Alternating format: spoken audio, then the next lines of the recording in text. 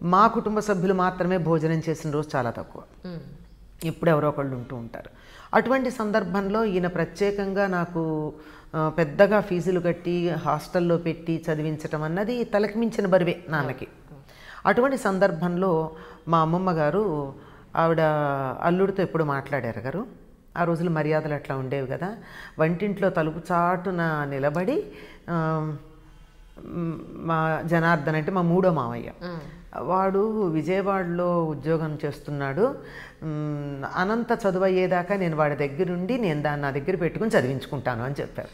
ఇంకా మా నాన్నగారు అనలేని పరిస్థితి. నేనేమో చదువుకుంటానని పేచీ పెడుతున్నా. అటువంటి సందర్భంలో ఇలా అనలేని పరిస్థితిలో ఉండగా మా నాన్నగారికి కలలో మా తాతగారు అంటే మా నాన్నగారి తండ్రి, నేను ఎక్కువ కాలం ఆయన దగ్గర పెరిగాను మా నాన్నగారి దగ్గర కన్నా. ఆయన ఎంత గారాబం చేసేవారంటే అంత దూరంలో ఉన్న ఎలిమెంటరీ స్కూల్కి నేను పెడితే కాలికి వాన పడితే కాలికి మట్టి అవుతుందని ఎత్తుకుని తీసుకొచ్చేవారు. అది ఒకప్పుడు అంతటి గారాబం నడిచిన పద్ధతి అన్నమాట. అయితే ఆయన కల్లో కనిపించారట మా నాన్నగారికి. కనిపించి 2 రూపాయల బండిల్ అంటే 100 కాగితాలు 2 రూపాయలు అయితే ఎంత ఉంటాయి, 200 కదా.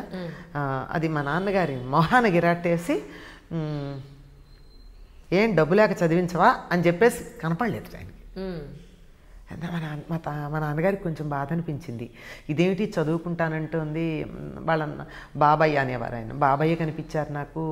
కనిపించి ఇట్లా డబ్బు మొహాన కొట్టారు, నేను డబ్బు లేక చదివించట్లేదని అనుకుంటున్నారా, తర్వాత నేను ఇబ్బంది పడతాను ఆలోచిస్తున్నాను అనుకుంటున్నారట. అనుకుంటే మా పక్క ఉన్నటువంటి ఆయన కొంచెం ఎక్కువ మోతుబర్రి రైతు అనమాట. ఆయన పిలిచి ఒక రకంగా పెద్ద మా మధ్య సయోధ్య ఉండాల్సిన అవసరం లేని పరిస్థితి, కానీ పిలిచి మాస్టారు పాపమ్మని మీరు అంటే పెద్ద పిల్లల్ని పల్లెటూళ్ళు అలాగే చదివించడానికి వెనకాడుతున్నారని విన్నాను.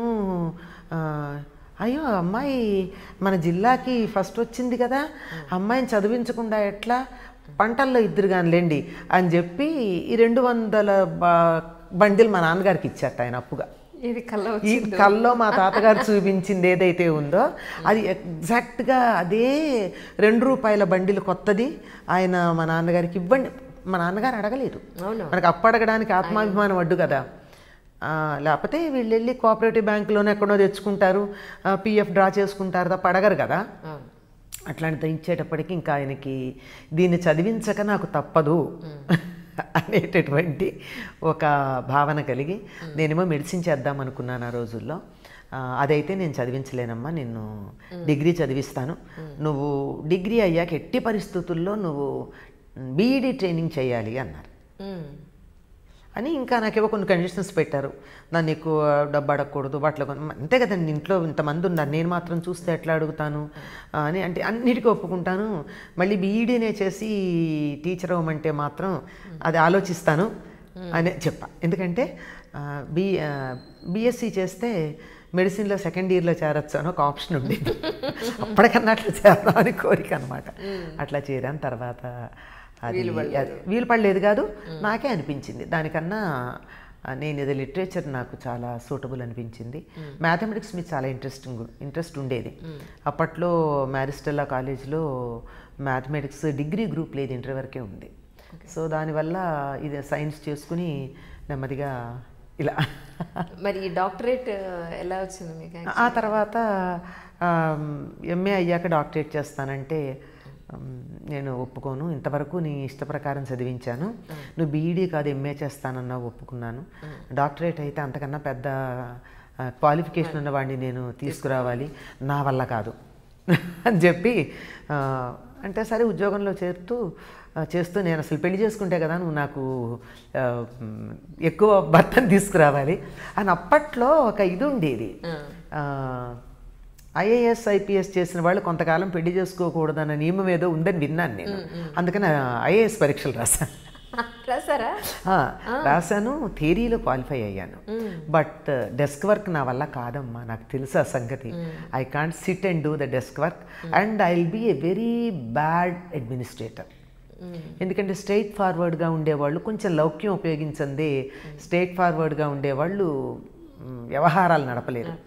అబద్ధం ఆడక్కర్లేదు కానీ కాస్త విషయాన్ని కొద్దిగా జాగ్రత్తగా చెప్పాలి. మనకేమో ముక్కు సూటిగా చెప్పడం అలవాటు. సో ఇది మన వల్ల కాదని ఊరికే సరదాగా అట్లా రాసి క్వాలిఫై అయ్యాం అనిపించుకుని, తెలుగు చేసిన వాళ్ళు ఐఏఎస్ అవరు అని ఆ రోజుల్లో ఎవరో వెక్కిరించడం, నాన్నగారేమో పెళ్లి చేస్తాననడం, ఈ రెండింటి మధ్య ఎందుకు వచ్చిందిలే అని చెప్పి అప్పుడు రాసి క్వాలిఫై అయ్యి కూడా I continue to be in my teaching profession. I love teaching, that's all. ఈనాటికి కూడా నేను మానలేను. నా వృత్తి ప్రవృత్తి కూడా టీచింగే. అదే. సో ఈ డాక్టరేట్ తర్వాత ఎప్పుడు చేశానంటే మ్యారేజ్ అయ్యాక చేసుకున్నాను. ఓహో, ఓకే ఓకే. మ్యారేజ్ విషయంలో కూడా ఇంకా తప్పని పరిస్థితుల్లో మా నాన్నగారు పంతం పట్టారు, నీకు చేస్తే తప్ప చెల్లెళ్ళకి చేయనని. ఇంకా అట్లాంటప్పుడు వాళ్ళకి నేను అడ్డు కాకూడదు అన్న భావంతో కనీసం పెళ్ళికొడుకు ఎవరు అన్నది కూడా నేను గమనించుకోలేదు. సరే మీ ఇష్టం అన్నా. ఇంటికి పెళ్లి చేసుకున్న తర్వాత నచ్చారా లేదా ఆయన మీకు? నచ్చారు. ఇంకోటి, ఎందుకంటే నేను ఏది చేసినా ఏ క్షణానైతే నేను మా గురువు గారికి నేను ఆయన దగ్గర ఆయన గురువుగా అంగీకరించానో ఆ క్షణం నుంచి నేను పెద్దగా నా భవిష్యత్తు గురించి ఆలోచనలు నేను చేయలేదు, అప్పటికి ఇప్పటికీ కూడా. వాళ్ళు మన గురించి వాళ్ళ పని మనం చేస్తున్నప్పుడు మన మంచి చెడులు వాళ్ళు చూసుకుంటారు అనేటటువంటి విశ్వాసం.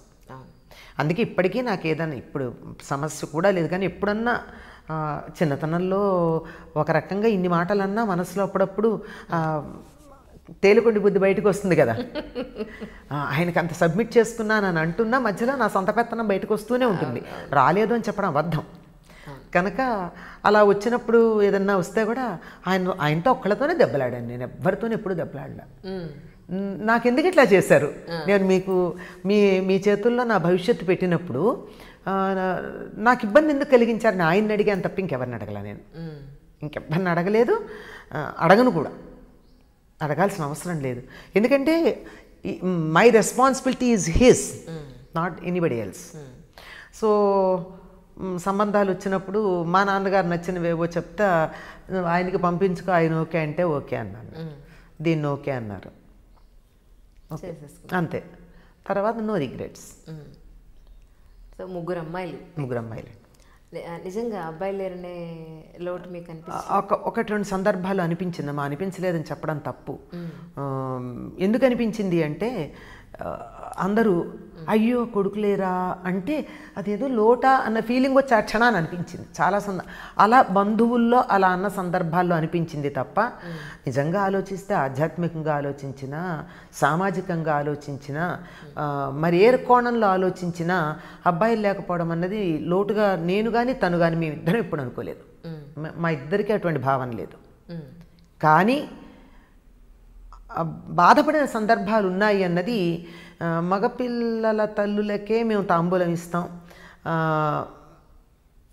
ఈ ఛానల్ ఎప్పుడన్నా ఇది వాళ్ళు చూస్తే మా బంధువుల్లో వాళ్ళు గుచ్చుకుంటే గుచ్చుకోవచ్చు కూడా, ఓ మగపిల్లలు లేరా నువ్వు రామా ముందుకి అని చెప్పి అవతల వాళ్ళని ముందుకు పిలవడం. తాంబూలం ఇవ్వడానికి అలా కూడా ఉంటుంది? అలా ఉంది కొన్ని సందర్భాల్లో, మనకి తెలియదు. నాకు తెలిసి ఏ పురాణంలోనూ ఏ శాస్త్రంలోనూ నేను చదివిన చదువులో ఎక్కడా లేదు. మరి ఏ చదువులో నేను చదివిన వరకు లేదు. నాకు తెలియనిది అంటే నేనే సర్వజ్ఞురాలని అనను, అంతకన్నా పైన చదువు చదివిన వాళ్ళు ఎవరైనా ఉంటే ఉండుండొచ్చు, వాళ్ళకుందేమో. అసలు అమ్మాయి పుట్టడం అబ్బాయి పుట్టడం అనేది ఆ ఆప్షనే విమెన్ బాడీలో లేదు. అది లేదు, దానికి మనమేం చేస్తాము? ఇక రాసి పెట్టలేదు వేరే సంగతి, ఆప్షనే లేదు కదా మనకి.